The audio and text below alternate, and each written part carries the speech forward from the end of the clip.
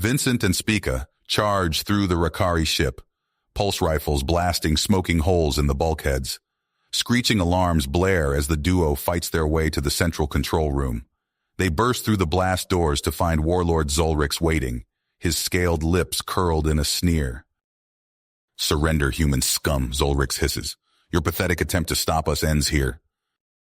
Vincent levels his rifle at the control panel. "It's over, Zolrix. I'm shutting down your Starkiller for good." Zolrix laughs, a grating sound like metal on stone. "I think not. My soldiers have captured 12 human children from your colony.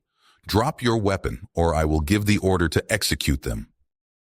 Vincent freezes, finger tightening on the trigger. The lives of billions hang in the balance, but how can he sacrifice innocent children? Zolrix's eyes gleam with triumph, savoring the human's anguish. Desperation breeds inspiration. Vincent's gaze darts to a nearby trash chute, a plan forming. He leans close to Spica, whispering hurried instructions.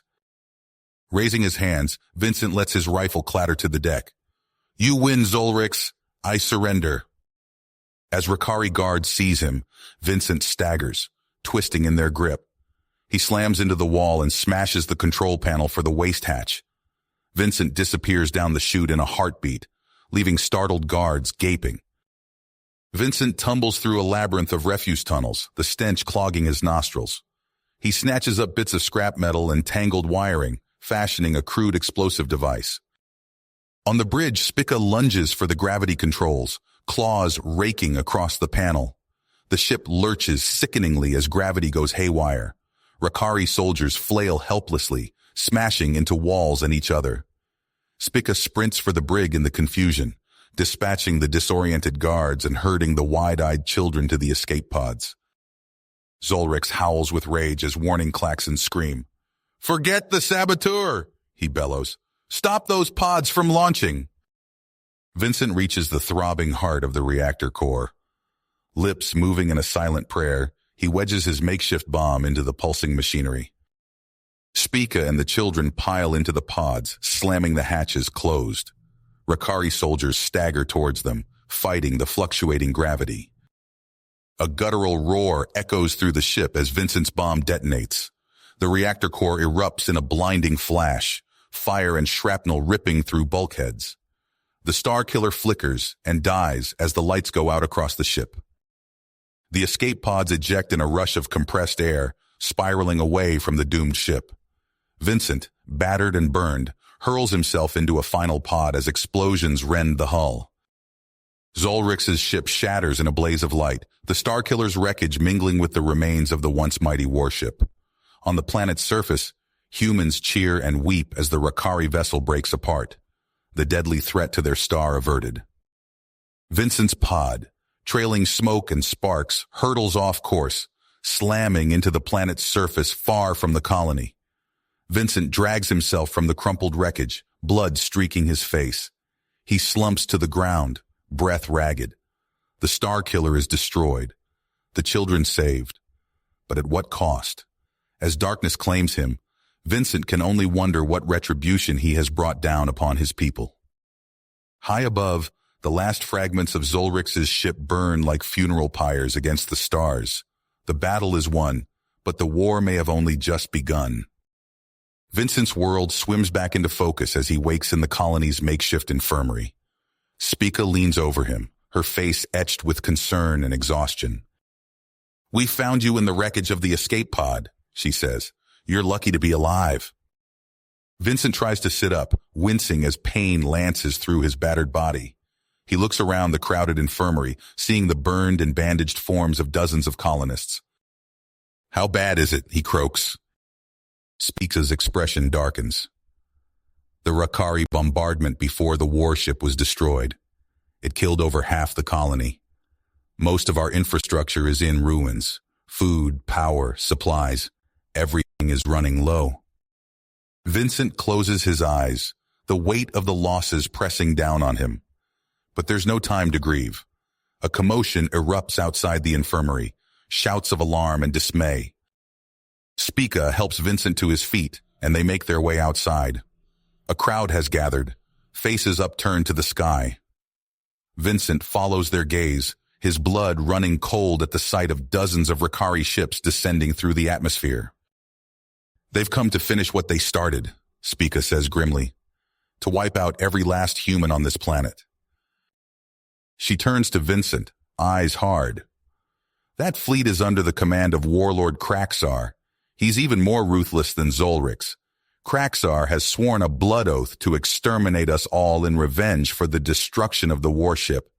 And with our defenses crippled and reinforcements still weeks away, we don't stand a chance."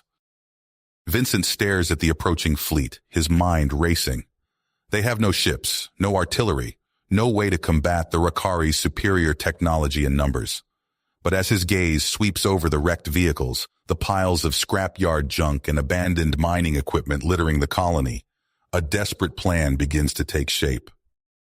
"Maybe we don't need to fight them ship to ship," he says slowly.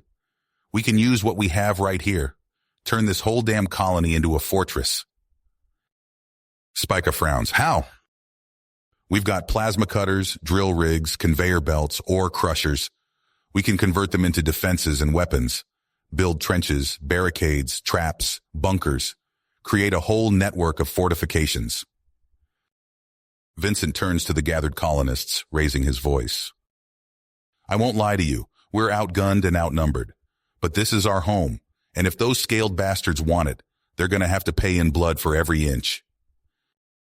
A ragged cheer goes up from the crowd. As the colonists disperse to begin the frantic defensive preparations, Spica grips Vincent's arm. "Do you really think this will work?" she asks quietly. Vincent meets her gaze, a grim smile touching his lips. "It has to, because the alternative is letting Kraxar slaughter us like animals, and I'll be damned if I'm going to just roll over and die for that son of a bitch." Over the next hours and days, the colony transforms into a buzzing hive of activity. Under Vincent's direction, teams labor around the clock to turn every scrap of metal and machinery into instruments of defense. Plasma cutters slice through sheet metal, creating makeshift barricades and pillboxes. Drill rigs bore tunnels and bunkers deep beneath the rocky ground. Ore crushers are repurposed into rock-hurling catapults. Conveyor belts become armored personnel carriers. By the time the Rakari fleet takes up orbit above the planet, the colony has become a jam-packed fortress of irregular and unpredictable defenses. A booming voice echoes from the fleet, the words translated and projected across the colony. "Humans of the Terra Nova colony, this is Warlord Kraxar of the Rakari Dominion. Your enclave has been marked for extermination in retaliation for the destruction of our warship and the death of Warlord Zolrix. Surrender now, and your deaths will be swift. Resist, and you will be hunted down and eradicated without mercy." In the command bunker, Vincent keys the transmitter. "Warlord Kraxar, this is Vincent Collins of the Terra Nova colony. In response to your generous offer, go fuck yourself. If you want this planet, come and take it." A snarling hiss crackles over the comms, then cuts off abruptly. Moments later, the sky ignites with lances of plasma fire as the fleet begins its bombardment. The colony rocks under the onslaught, but the layered defenses absorb the worst of the barrage. In hidden bunkers and tunnels, teams of colonists scramble to put Vincent's plan into action. Mining rigs converted into mobile artillery trundle out from camouflaged garages. Blunt-nosed tungsten slugs the size of tree trunks are loaded into the repurposed drill mechanisms. With a bone-rattling boom, the rigs fire their projectiles into the sky, sending the dense metal spears hurtling towards the Rakari ships at hypersonic velocities. The slugs rip through the ship's hulls without difficulty, sending gouts of flame and debris spiraling into the atmosphere. Two cruisers list out of formation and plummet towards the surface, trailing smoke. On the colony's perimeter, hidden charges laid along the roadways and choke points detonate in a rippling explosion. Shrapnel torn from industrial machinery, bulldozer blades, wrecking balls, grinder teeth, scythes through the advancing Rakari ranks like a horizontal hail of razors. Squads of Rakari soldiers pour from dropships, only to be met by searing jets of plasma spraying from high-pressure hydraulic hoses ripped from mining lasers. The superheated gas turns their armor to molten slag, and sets their flesh ablaze. But even with the hunters turned prey, the outlook is grim. The Rakari troops regroup and press the attack, heedless of their losses. The colony's defenders are pushed back, yielding ground they cannot hope to retake. In the heart of the colony, Vincent and a team of engineers labor feverishly to assemble their ace in the hole.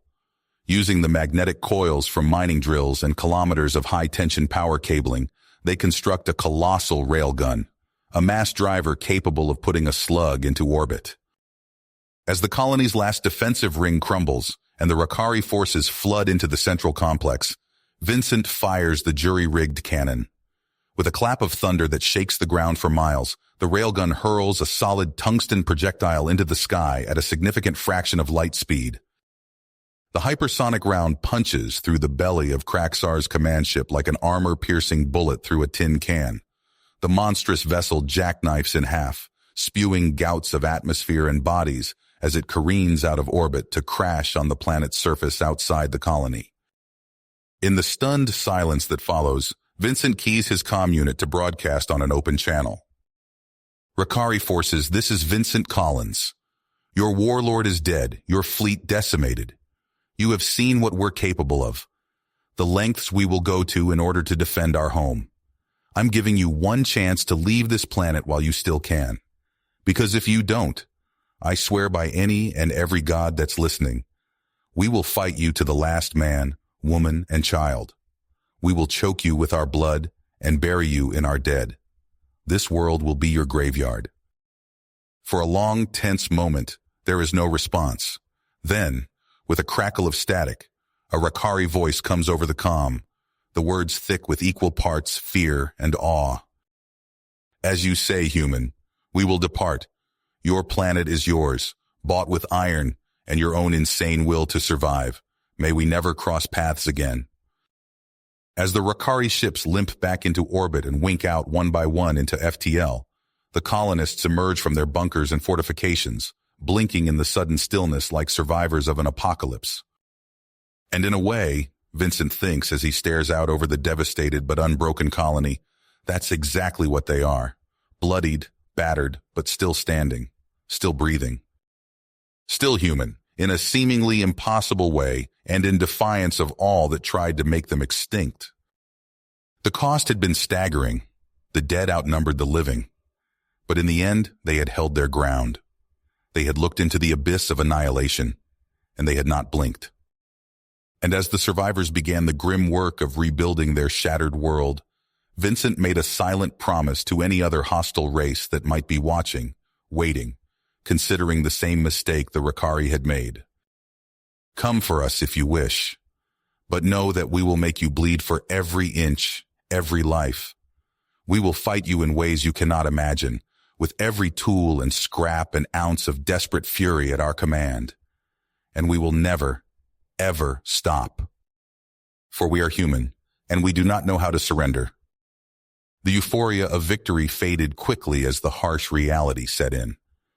Vincent stood amid the ruins of the colony, surveying the devastation. Buildings lay in crumbled heaps, infrastructure was obliterated, and precious resources were all but depleted. We can't stay here, he said grimly to Spica. There's nothing left to sustain us. Spica nodded, her face etched with worry. What's the plan? Vincent's eyes fixed on the hulking wreckage of Kraxar's command ship in the distance. We salvage what we can and get the hell off this rock. Teams of colonists swarmed over the downed Rakari vessel, stripping it bare.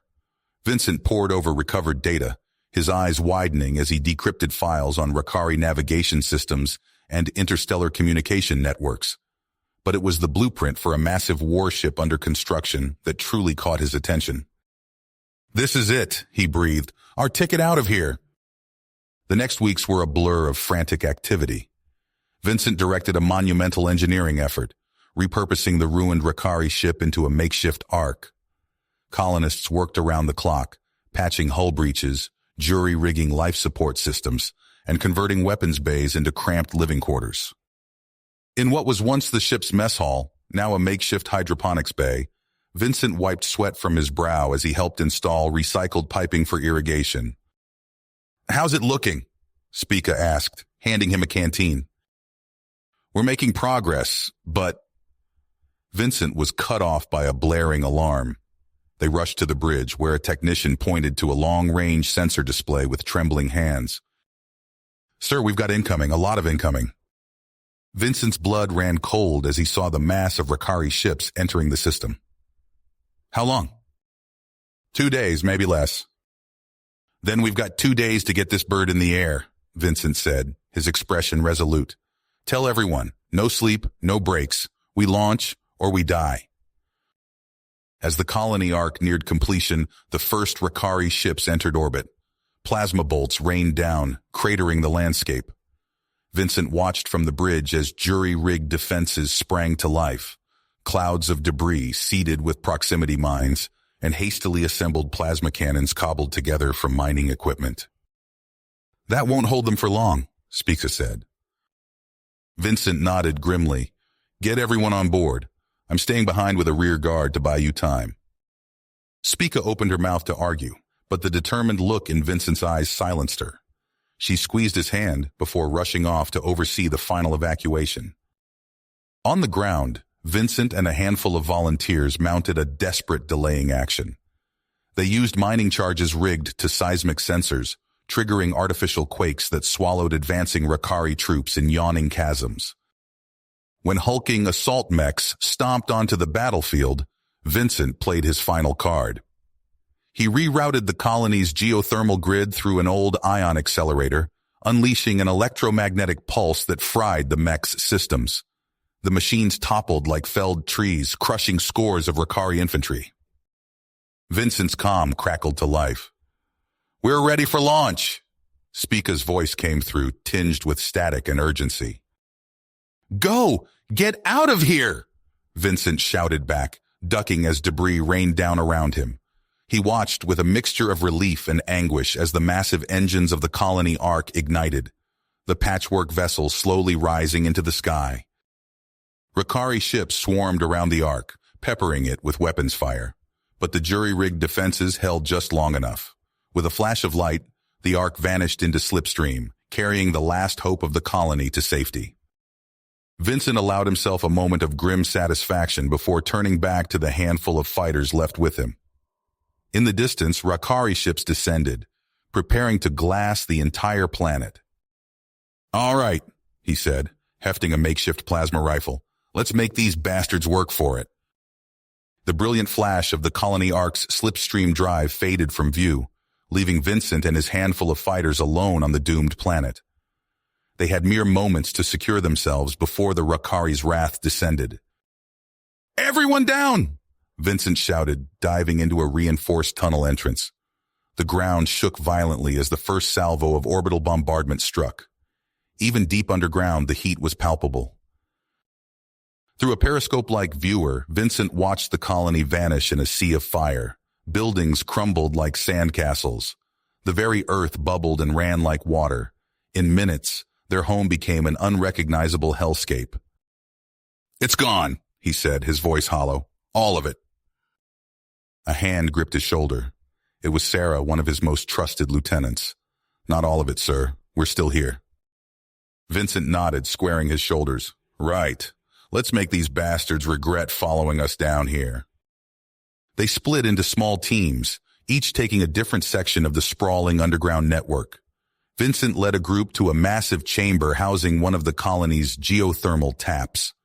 As Rakari troops poured into the tunnels, hunting for survivors, the humans set their trap. "Now!" Vincent yelled. A technician threw a series of switches and scalding steam erupted from carefully placed vents. Rakari soldiers shrieked as their armor melted to their skin. Those who survived the initial blast stumbled blindly, easy prey for the humans' makeshift weapons. In another section, Jace's team lured a Rakari squad into an old lava tube. They fled deeper into the winding passage, the aliens in hot pursuit. At a junction, Jace hit a detonator. The ceiling collapsed behind them, and molten rock poured through the new opening. The Rakari's screams were cut short as they were entombed in rapidly cooling stone. The victories were short-lived. For every alien they killed, 10 more seemed to take its place. Vincent's people were pushed ever deeper, forced to abandon outer tunnels and chambers. In a hastily assembled lab, Dr. Chen worked feverishly over a collection of vials and injectors. "It's ready," she announced, holding up a syringe filled with murky fluid. "But sir, the side effects—" "We're out of options," Vincent said grimly. He rolled up his sleeve. "Do it." The bioweapon coursed through his veins like liquid fire. Vincent gritted his teeth against the pain, willing his body to adapt. When the next wave of Rakari attacked, he met them head-on. His touch alone was enough to spread the synthesized virus, leaving the aliens writhing and incapacitated. But even this wasn't enough. The Rakari adapted, using remote drones and sealed armor to push forward. Vincent gathered his remaining forces in the deepest chamber, where they had spent weeks reconfiguring the geothermal network. "This is it," he told them, his voice raspy from the virus still ravaging his system. "One last surprise for our unwelcome guests."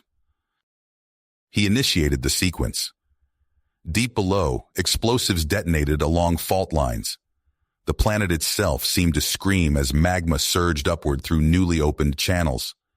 The underground network became a maze of death, with rivers of lava replacing corridors and chambers. From their final refuge, Vincent and his team watched as the surface became a roiling sea of fire and ash. Rakari ships frantically abandoned their ground assault, fleeing the planetary inferno. A priority transmission crackled over their comms. Vincent's eyes widened as he recognized the code, the final failsafe, never meant to be used. You have reached the end of the story. If you enjoyed this story and want to support us, please leave a like and subscribe to our channel, and for every comment that says 88, I will heart every single one of them. Thank you for your time.